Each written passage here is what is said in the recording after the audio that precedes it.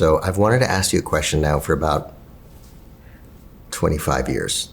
So finally, I'm just gonna blurt it out, Arthur. Early on at Rapt, I remember you used to tease me. We'd go into board meetings and you'd say, well, what's the business plan this time? Because there was this zigging and zagging. I was a puppy, didn't know what, I had a lot to learn. Why didn't you fire me?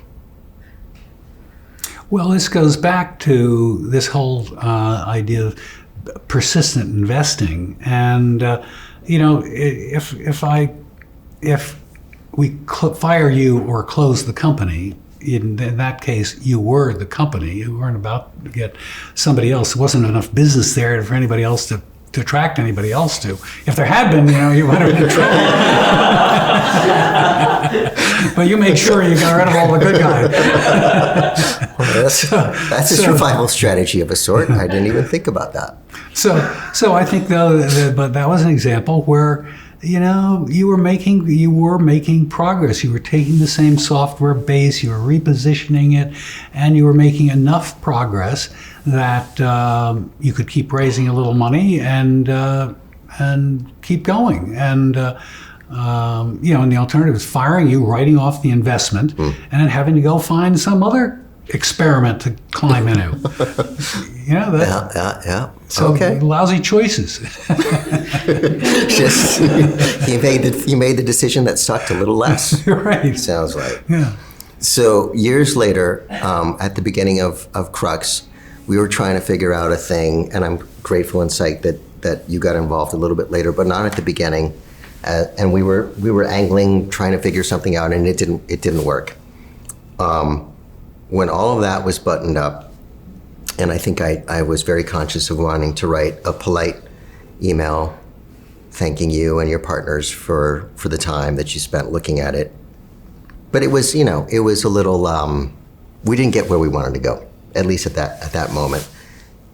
And I remember you wrote me back a short email, which I have still, where you said, sayonara. I said, sayonara, best of luck, we'll see you all later. And then you wrote back, Tom, your demonic energy is welcome at Accel anytime.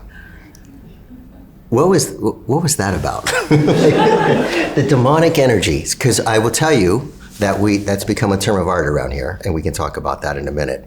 I'm looking at Jeremy as I say this. Demonic energy, but what did you have in mind by demonic energy, and what did you mean by that? Because it was at a time when things hadn't worked. I thought it was a strange thing to write. Yeah. I don't even know if you remember. This was at the beginning of Crux? Yep.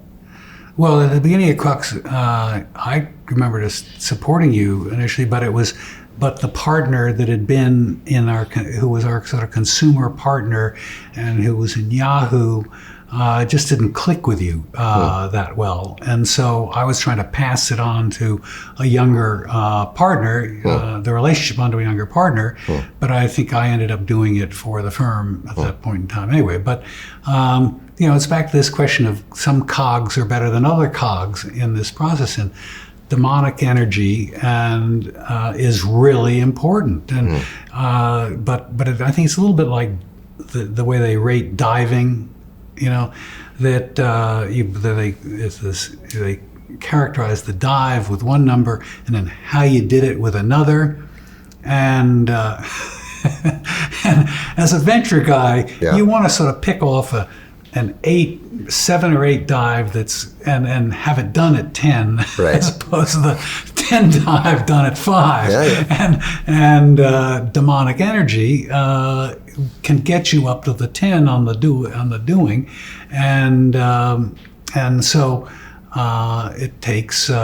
And you demonstrated in Rapt's case by virtually reinventing the company. I don't know how many times that incredible intensity to taking responsibility and figuring it out. And it's the entrepreneur and his team that's going to do that. It's not going to be the venture guy for sure. Whew. Finally, 25 years later, I get some. I don't know. Was it worse clarity than I thought? No. There's a demon working. It's just good to talk about this stuff. finally.